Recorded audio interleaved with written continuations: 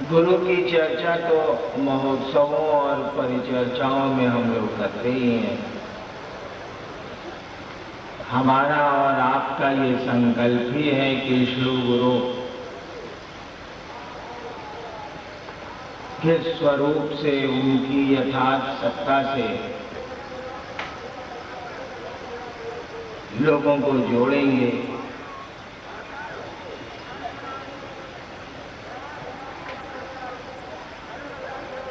आवाम एक एक आदमी शिव का शिष्य हो जाए, यह हमारा और आपका प्रयास रहेगा, होगा।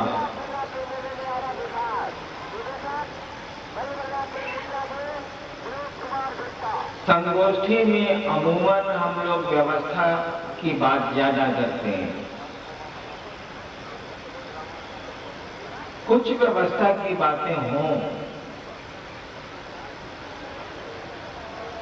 जब मैं महोत्सव में जाता हूं, अभी हाल में मैं समस्तीपुर गया था, उसके बाद भी अन्य कार्यक्रमों में गया हूं। आप देखते होंगे कि जितने सुनने वालों की संख्या होती है उससे थोड़ी ही कम दुकानें होती हैं।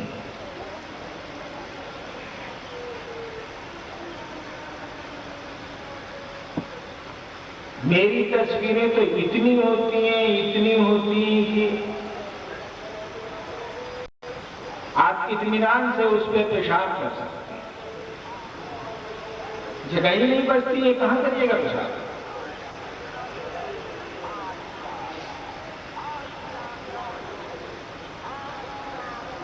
मेरा इस पे कोई विरोध नहीं है, मैं इसका विरोध नहीं करता,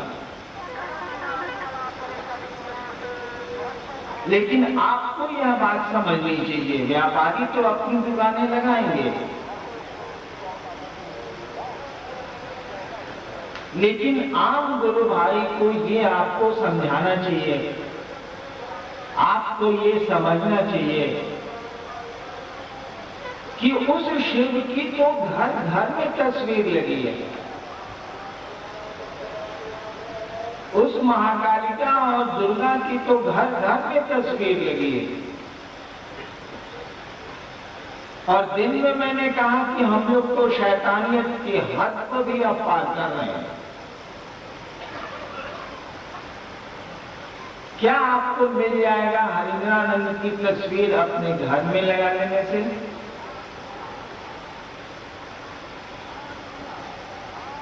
कहीं ऐसा तो नहीं है कि आपके स्वाभाविक जो आप में धर्म के प्रति एक आकर्षण है, इन भगवान के प्रति या साधुओं के प्रति या हरिंद्रानंद के प्रति जो आपके मन में श्रद्धा है या लगाव है, इस श्रद्धा का दूसरे दुरुपयोग कर रहे हैं और आपकी जेब काटी जा रही है?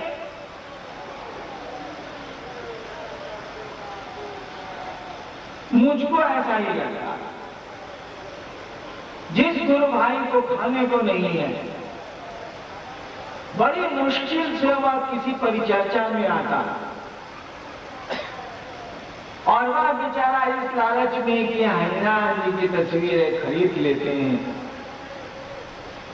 किसी तरह अपनी मेहनत की कमाई का हिस्सा वो उसमें गंवा बैठता है।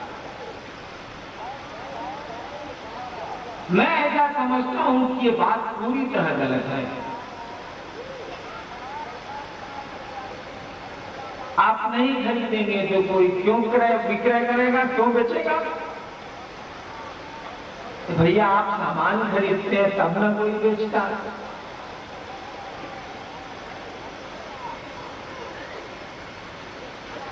इन बिंदुओं पर आपको सतर्क होना चाहिए, अपने गुरु भाइयों को भी सतर्क करना चाहिए। अपने पैसे को क्यों बेकार व्यय करते हैं, उससे कोई लाभ नहीं होंगे। रामेश्वर भैया बोल रहे थे, बहुत सुंदर कह रहे थे, घर और घर लिखने से घर थोड़े ही होता।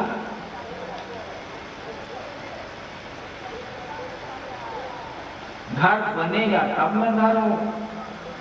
आप हरिनारायण की तस्वीर खोजते हैं, देवताओं की तस्वीर खोजते हैं, देवताओं की तस्वीर पर मैं नहीं कुछ बोलना चाहता, लेकिन अपनी तस्वीर पे तो बोलने का मुझको अधिकार है।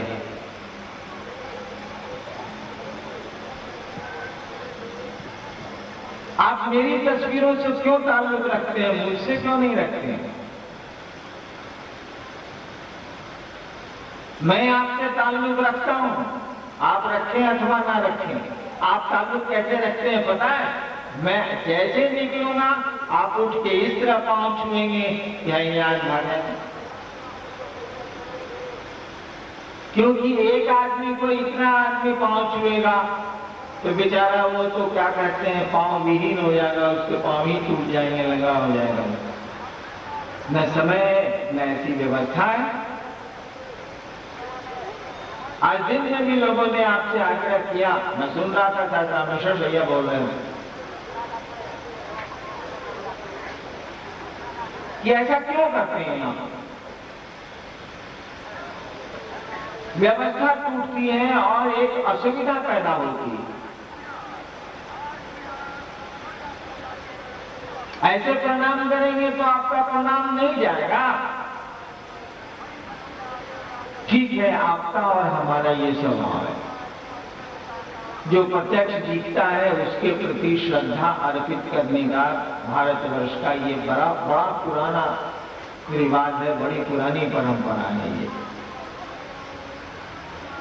लेकिन जब अव्यवस्था होती हो, जब असुविधाएं होती हो, तब तो आपको सोचना चाहिए, तब तो आपको विचारना चाहिए, तब समझेंगे इस बात को आप। कितने दिन लगेंगे आपको इस व्यवस्था को ठीक कर लेने में?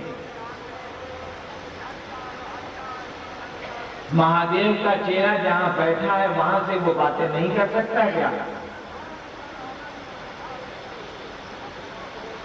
अगर अव्यवस्था होती है तो उस अव्यवस्था को पैदा नहीं करना है। मुझको कोई असुविधा नहीं है कि आप मेरा पांव छूते हो अथवा न छूते हो, कोई असुविधा कोई दिक्कत मुझको नहीं है, छूइए कोई दिक्कत नहीं है। लेकिन होती है अव्यवस्था। आपको पता है कि छपरा की परिचर्चा में एक आदमी को मैंने एक हाथ मार दिया। क्यों? इसीलिए कि मैं पूरी तरह गिर जाता। तो मेरा वो प्रशासन वाला रुख आ गया मेरे सामने, ये कौन सा तरीका? मैं ऐसे उतर रहा था, थे आप? मैं ऐसे उतर रहा, ठीक है, और एक ऐसी सीमित थी एकदम, और मैं ऐसे उतरने में था कि ऐसे हो जाएगा, और एक आदमी ने मेरा पांव पकड़ लिया। अब वो छोड़ी। अच्छा, जो लोग मेरे अगल बगल हैं वो तो उस भीड़ को हटा रहे हैं कि और लोग पांव नहीं छुए, अब गड़बड़ नहीं छोड़ना। मेरा शरीर दो आदमी संभाले हुए पीछे से, अन्यथा मैं तो गिर ही चुका था। दो आदमी पकड़े हुए मेरे कंधे पर साथ गिरे नहीं। अब उस पांव पकड़ने वाले से बचाने के लिए कोई मेरे पास उपाय नहीं था इसके अलावा कि मैं उसको एक हाथ मारूं। आप ये बताइए, महादेव के चेला को एक हाथ मारने का अधिकार हरिंद्रानंद को किसने दिया है?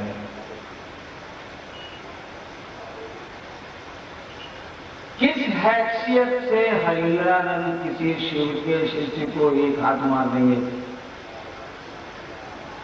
किस अधिकार से वो मारेंगे? मुझको महादेव से माफी मांगनी पड़ी। हमने कहा कि सरकार गलती हो गई, मेरे पास कोई उपाय नहीं था, और एवज में वैसा कुछ करना पड़ा जो मैं सामान्यतः लोगों के लिए नहीं करता।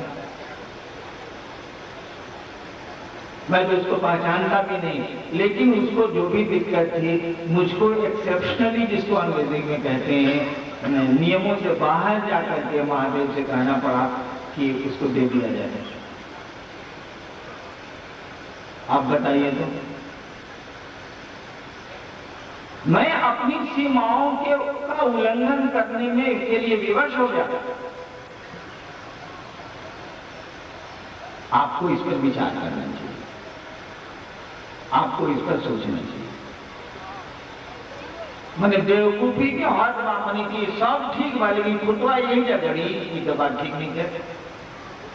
अमीन साहब साहब दिन की आपका जमीन है भाई साहब, ये आपकी जमीन है भाई साहब, अब हुआ कि फुटागड़ी हो जाए। जब फुटागड़ी की बात आए ना, फुटवा तो यही जागड़ी मैंने सब हो गया, नाती देखी हो गया, अब फुटवा करे कि फिर जा था वहीं गए, कोई जवाब नहीं हुआ, कोई बात नहीं। इसको आपको विचार करना चाहिए, इस व्यवस्था में आपको मदद करनी चाहिए। मैं कहाँ मना करता हूँ कि जब तनाव में रहता हूँ, अकेले रहता हूँ, तो आप पाँव छुएं न छुएं, जो मन करे करिए, मैं तो कुछ बोलता नहीं। लेकिन व्यवस्था गड़बड़ होती है तो व्यवस्था आपकी है, हमारी है। आपकी व्यवस्था गड़बड़ हो जाए ये आप कतई पसंद नहीं करेंगे, कहते हैं बिल्कुल अच्छा आपको नहीं लगे। अब आप प्रश्न पढ़िए।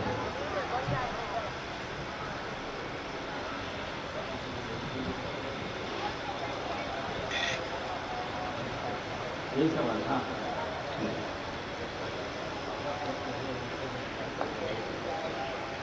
रंजीत जी का इनका प्रश्न है, लोग कहते हैं मैं महादेव का पूजन करता हूँ, लोग कहते हैं मैं महादेव का पूजन करता हूँ, वो देवों के देव, आप इन्हें गुरु क्यों मानते हैं? इस पर तो बातें हो चुकी,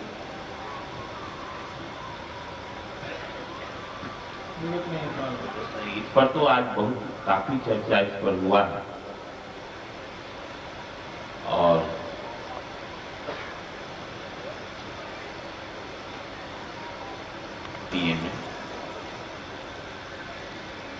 ये सवाल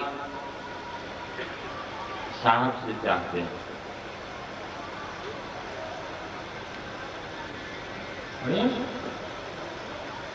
कृपया बतावे कि इस कलयुग में शिव गुरु आपको ही क्यों पकड़े?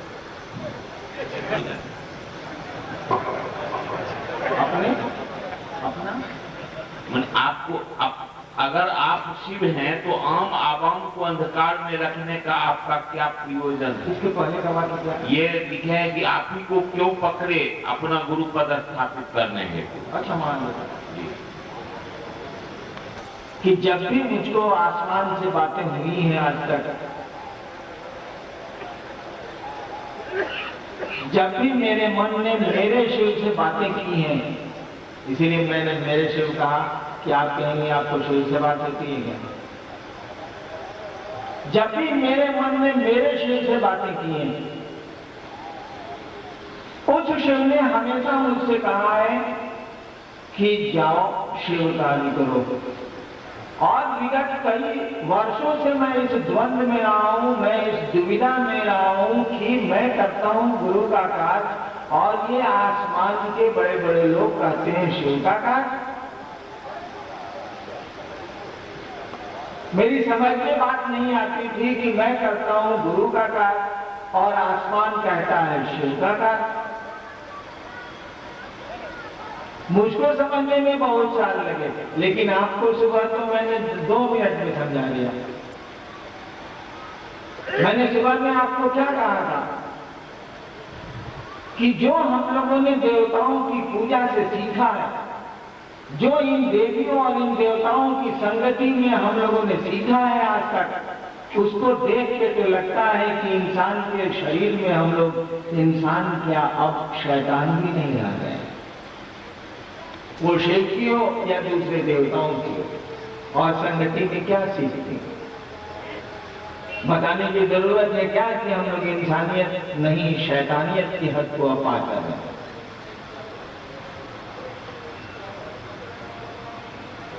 नतीजा क्या निकलने वाला है समझ में नहीं आया?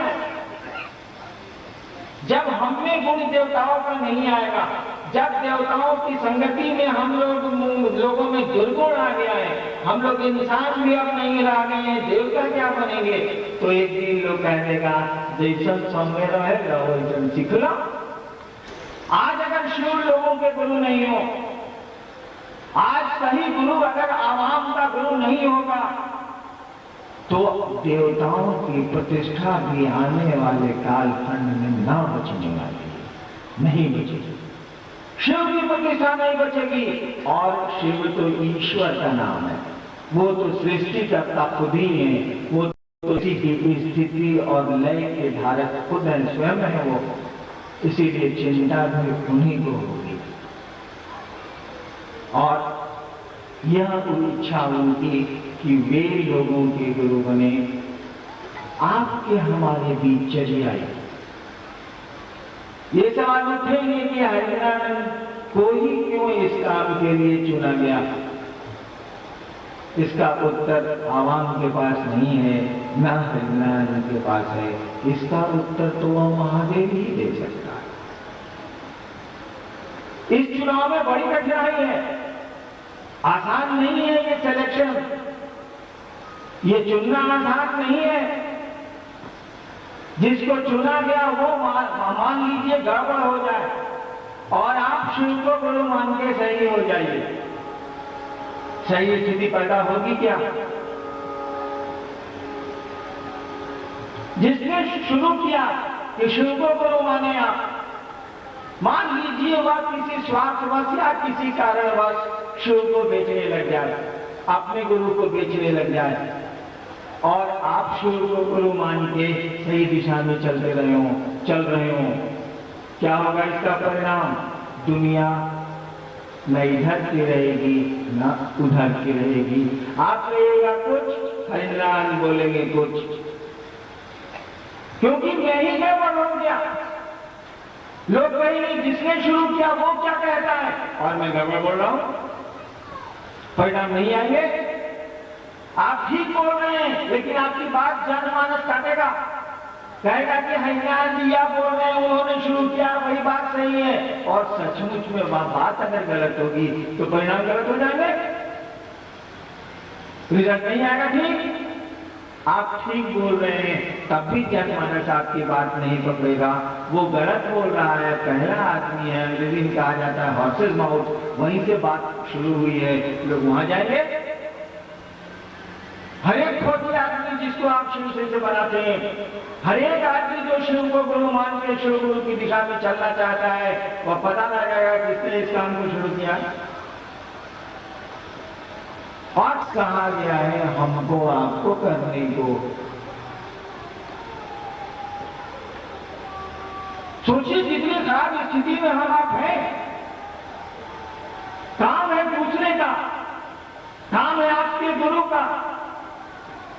शाश्वत नियम कहते हैं कि करना है गुरु को, शिष्य बनेगा कोई गुरु का।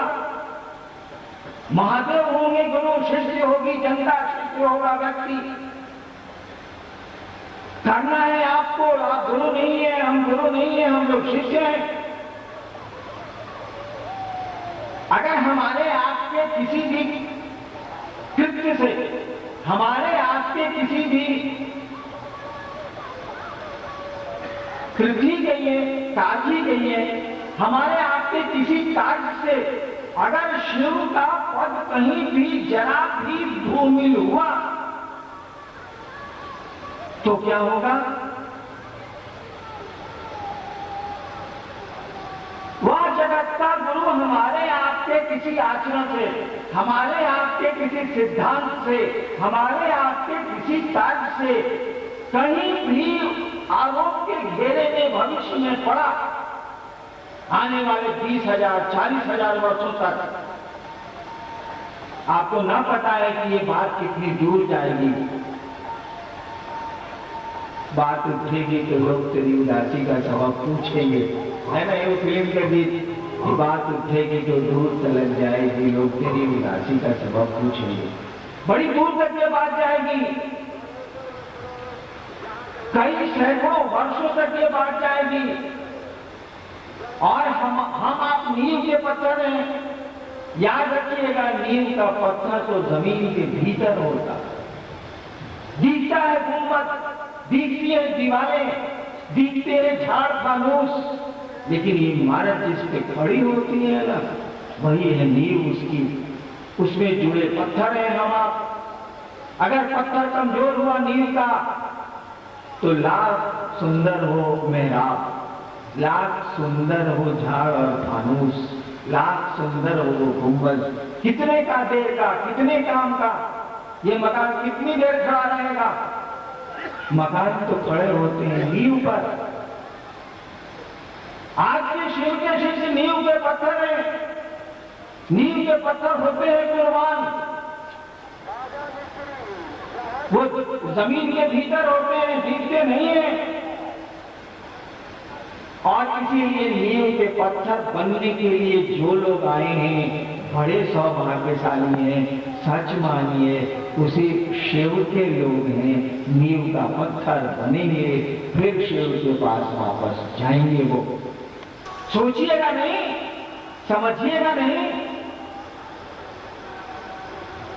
क्या होगा इसका परिणाम। सब कुछ तो आपके गुरु के मत्थे गिरेगा। और इस दुनिया में सुधार बड़ा मुश्किल होता है, जान लीजिएगा। आपके कंधों पर कैसा दुर्बल भार पड़ने वाला है, आपके कंधों पर कैसा बोझ डाला गया है, आप इसकी कल्पना नहीं कर रहे हैं। एक बात लागू करने के लिए, एक एक्शन करने के लिए, एक काम करने के लिए जो लोग मेरे करीब रहते हैं, जानते हैं, मैं 3 साल 4 साल लगाता हूं और तब लागू करता हूं।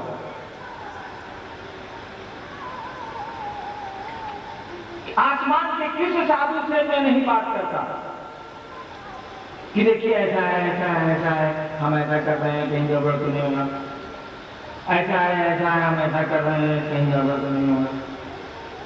और सारे लोग मेरी बात को कंफर्म करते हैं कि हरिनाम तुम बिल्कुल ठीक हो, तब भी मैं नहीं मानता।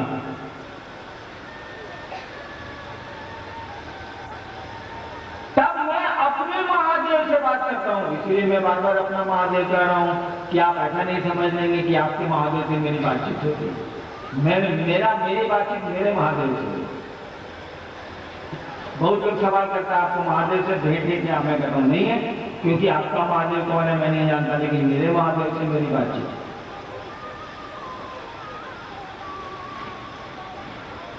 और जब वो हाँ कहते हैं, वैसे उनकी आदत नहीं है कि वो हाँ कहते हैं, बहुत खच्चड़ मास्टर है, कुछ नहीं सुनता है।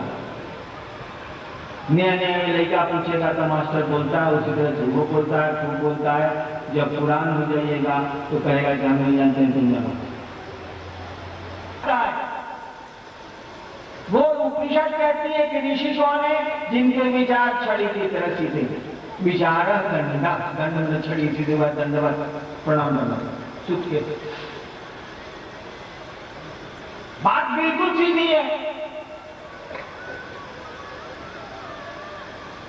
आपको गुरु का जो आदेश मिला है, हमारे एसडीओ साहब कह रहे थे, उसको बड़ी ईमानदारी से करने की कोशिश करो। कहा था हेमचंद्र भाई ने आज शाम में कि बाकी आप क्या कुछ करते हैं, हम लोग कोई हिसाब ले रहे हैं क्या आपसे? कुछ नहीं ले रहे, नहीं ले रहे। इसका मानी हमारे गुरु ने कुछ हमको हिसाब लेने को नहीं कहा है, नहीं तो नहीं लेते क्या? बाकी आपके कृत्य पर हम लोग तो कुछ नहीं बोल रहे।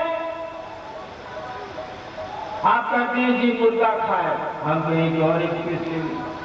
आप कहते हैं जी प्याज नहीं खाएंगे, मैं श्रीमती जी को कहता हूं कि आज सब्जी में प्याज मत डालना, रोज भी साग खाएंगे। दया मांगिए, आप कभी भी दया मांगिए, आपको परिणाम उतरेंगे, कहता हूं मैं। लेकिन ये संगोष्ठी है, यह बात मैं नहीं कहूंगा।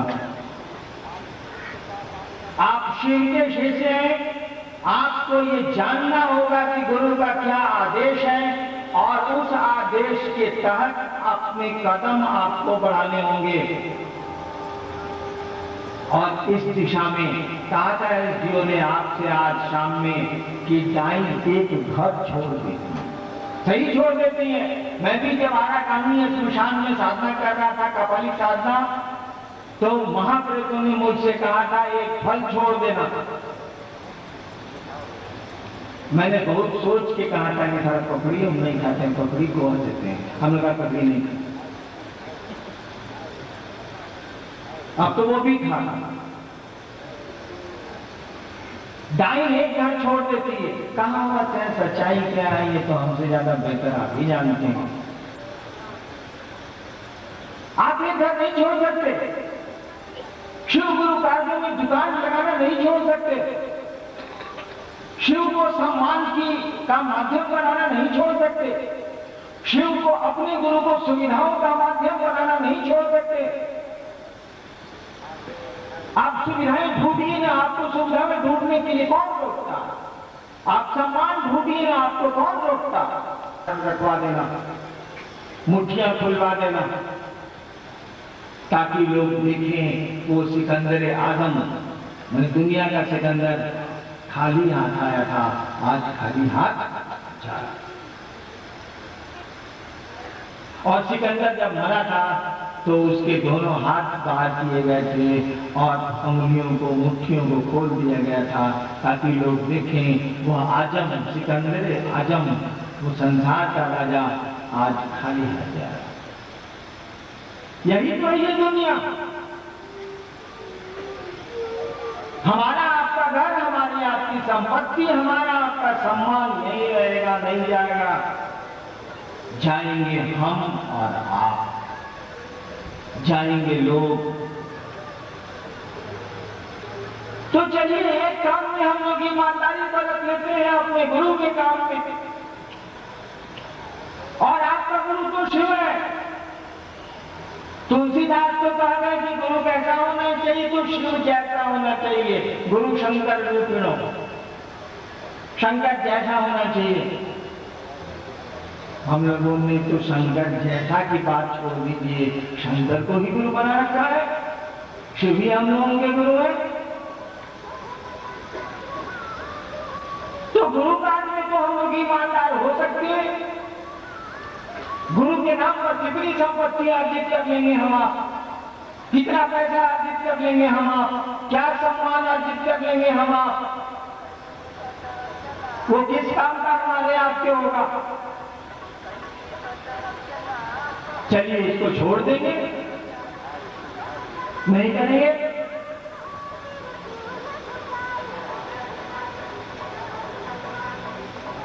तो अपने शिष्यों को शिव से नहीं जोड़ते।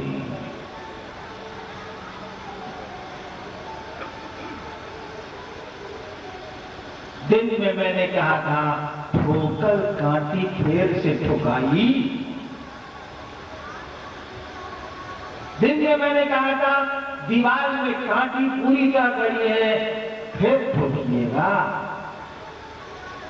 जब शिव गुरु होते हैं तो शिव से गुरु अपने शिष्यों को नहीं जोड़ते हैं, क्योंकि वो गुरु से जुड़े होते हैं। जो जुड़ा हुआ है उसको फिर कैसे जोड़िएगा?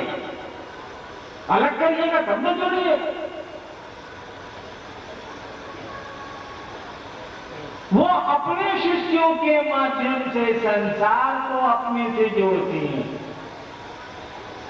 और इसीलिए आज तक का नियम है, आज तक की परंपरा रही है कि इस धरती पर गुरु आए हैं और शिष्यों के उत्थान की बात करके गए हैं।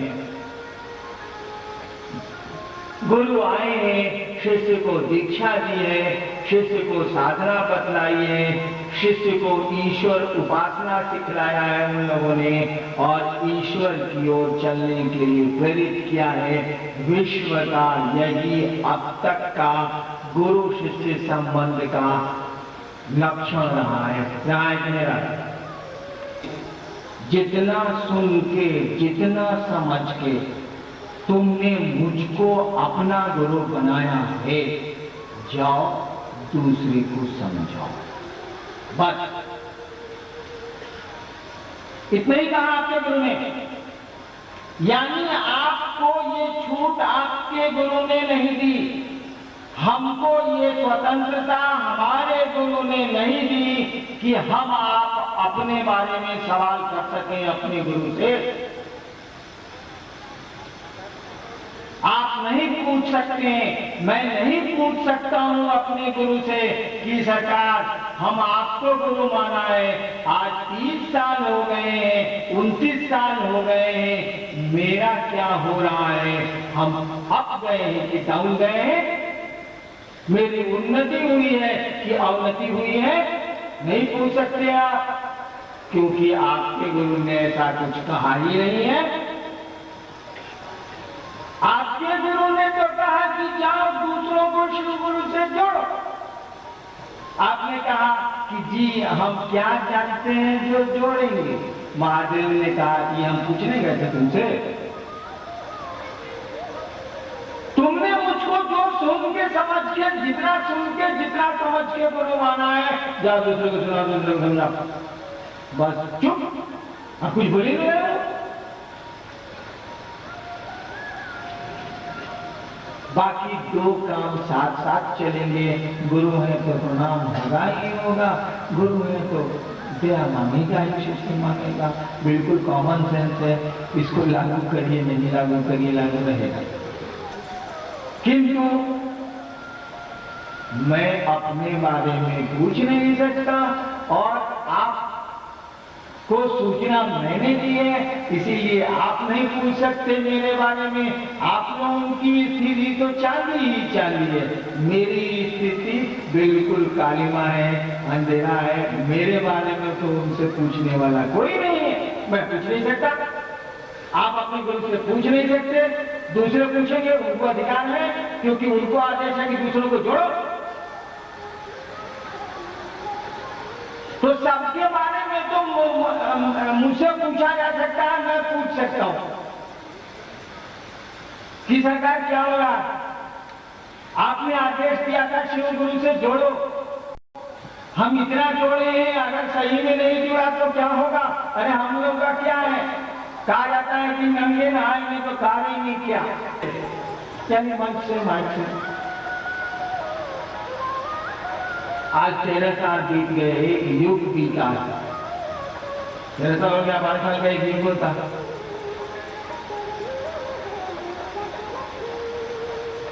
अगर वो शिव, अगर वो गुरु जिसको मैंने आपको गुरु के रूप में जुड़ने के लिए आपको कहा, जिससे जुड़ने के लिए, अगर इस जुड़ाव में थोड़ा भी कफर रह गया, क्योंकि जुड़ाव बड़ी खतरनाक चीज है। याद करिए प्रियंका गीत, फूल भी हो दरमिया तो फासले हुए, याद है, फूल भी हो दरमिया तो फासले हुए। देखिए प्यार की क्या दूरी है, कहता है कि अगर दो सत्ताओं के बीच में फूल भी आ गए तो दुनिया हो गई। फूल भी हो दरमिया तो फासले हुए। अगर जुड़ाव थोड़ा भी कम रह गया तो वो गुरुओं का सरकार, वो जगत गुरु की उपाधि से विभूषित शिव, मंशा तो बड़ी अच्छी थी, लेकिन परिणाम ये हुए कि राजा की पांव कट गई, टांग उसके, पांव उसके कट गए, टांग कट गई। कहीं ऐसा तो नहीं कि उस शिव को बेवकूफी में मैंने लोगों का गुरु बनाना शुरू किया, और जब लोग वास्तविकता में उस गुरु के शिष्य नहीं हो पाए, शिष्यों में वह गुरु नहीं उतर पाया, तो मेरा कृत्य कहीं ऐसा उस बंदर की तरह तो नहीं हुआ है जिसने अपनी सुंदर मंशा में कि राजा की नींद टूट जाएगी, मक्खी नहीं भाग रही है, अपनी सुंदर मंशा में तलवार उठाई थी और राजा के पांव कट गए थे। क्यों, इसका खतरा नहीं है क्या? इसका खतरा नहीं है क्या कि हजारों लाखों लोग जो आज शिव को अपना गुरु बनाए नारे लगा रहे हैं, हजारों लोग जो गांव गांव में घूम के शिव गुरु की परिचर्चा कर रहे हैं, शिव गुरु से लोगों को जोड़ रहे हैं। अगर ये जुड़ाव थोड़ा भी कम रह गया तो सारा का सारा आरोप उस गुरुओं के सरताज पर लगेगा। और हमारी आपकी मंशा तो बड़ी ठीक है, लेकिन नतीजा निकलेगा कि वो गुरुओं का गुरु कहीं का नहीं रह जाएगा। सोचिए तो जरा, अपने कंधे को मजबूत करिए। आपने लोगों को विचारों से जोड़ा है, आपने लोगों को ये समझाया है कि शिव गुरु हैं और तुम उनके शिष्य हो सकते हो। लोग विचारों में जुड़े हैं। आज नवरात्रि है, सप्तमी का दिन है और यहाँ इतने लोग बैठे हैं। भारतवर्ष की परंपरा में नवरात्रि के दिन आप शिव गुरु की चर्चा करेंगे और लोग जुट जाएंगे। यह सौभाग्य पहली बार इस धरती को मिला है। आसान बात नहीं है ये। मैंने कहा था कि मैं हरामी हूँ, सही कहा था। मैंने जानबूझ के दशहरा में इस प्रोग्राम को रखा था और जानबूझ के कहा था कि लोगों से कहिएगा 100 रुपया देंगे। बेगूसराय वालों ने हमको कहा कि सर ये तो पाप लग गई, कहीं नहीं हुआ है, हम लोग बेगूसराय में ऐसा कैसे करेंगे। हम कहा नहीं, आप करेंगे। अंत में मैंने कह दिया छोड़ दीजिए को देगा नहीं देगा, क्या मतलब है। तो नियम लागू किया था कि 100 रुपये देना है, चलो में जाना है। कैसे कल अर्जुन जी ने कहा कि सर पैसा मांगेंगे क्या, हम जमाने में दूर था, चले पैसा क्या मांगो। अरे लागू किया गया था एक बात को टेस्ट करने के लिए, दे देगा तो आपको पैसा कम है तो रख लीजिएगा, नहीं देगा तो छोड़िए, पैसे ही चलता। देखिए तक तो हम लोग पहुंचे और नहीं रोकते तो यहां भी 2 लाख की भीड़ होती। बिहारीगंज, कटिहार और बरवाली वाली भीड़ होती। यानी कुछ तो आपने कर लिया ना, कुछ तो हमारे आपके प्रयास ने रंग लाया है। तो आपने विचारों से जोड़ा है लोगों को, आपने लोगों को विचार से ऊपर पहुंचाया है। भाव में लगे हैं आप, भाव में नहीं होंगे तो वो नवरात्रि में नहीं आएंगे शिव चर्चा सुनने। भाव में जोड़ा है, एक कदम तो आगे बचा है, एक ही कदम तो बचा है। अब विचार के बाद भाव की सीढ़ी होती है, भाव के बाद प्रेम की सीढ़ी होती है।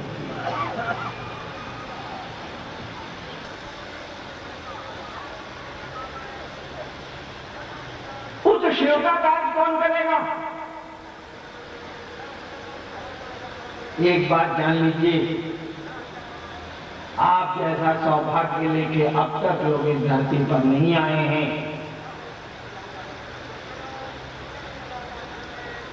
लोग आपके भाग्य पे ईर्ष्या करेंगे आने वाले कालखंड में। आप वह भाग्य लेके आए हैं जो धरती के लोगों को नहीं मिला है आज तक।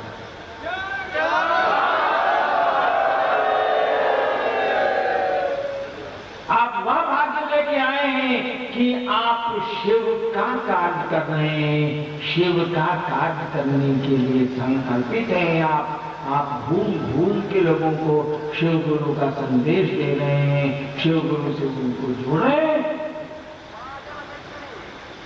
शिव का कार्य करेंगे आप, शिव का कार्य कर रहे हैं आप। ऐसा भाग्य कहां किसी को मिला है आज तक। उस महादेव के लोग हैं आप, उस महादेव का कार्य करते हैं आप। यह सौभाग्य तो सौभाग्यशालियों को नहीं मिलता, देवताओं को नसीब नहीं है। और जब ऐसा सौभाग्य लेके हम आप आए हैं, जब ऐसी किस्मत लेके आए हैं कि शिव गुरु का संदेश धरती पे मूर्त करेंगे हम आप, तो उस काम को भी करने का सौभाग्य लेके आए हैं कि शिव के यथार्थ स्वरूप से एक एक व्यक्ति को जोड़ देंगे हम लोग। जब शुरू की है बात तो बोझा उठाने के भी कंधे हैं मेरे पास। शिव को एक आदत होती है, बोझा सब उठाते हैं वो खुद ही, लेकिन दिखता है दूसरा कोई। शिव के मंदिर उनके भक्तों पर हैं, शिव के मंदिर उनके लोगों, उनके गणों पर हैं, उनके नाम पे नहीं है, क्योंकि वह तो सम्मान की परिधि से बहुत ऊपर की सत्ता है। क्या करेगा वो सम्मान? उसके गले में तो सांप जो टेढ़ चलता है, जहां रखता है, वह प्रतिष्ठा पाता। करेंगे आप, सच पूछिए, वह गुरु कराएगा आपसे। करेंगे आप, श्रेय लेंगे आप, नाम होगा आपका, जगत जानेगा आपको, और होंगे शिव लोगों के गुरु, शिव लोगों में दिखेंगे। करेंगे आप, करना होगा आपको, कर भी लेंगे आप। आपको मेरा प्रणाम।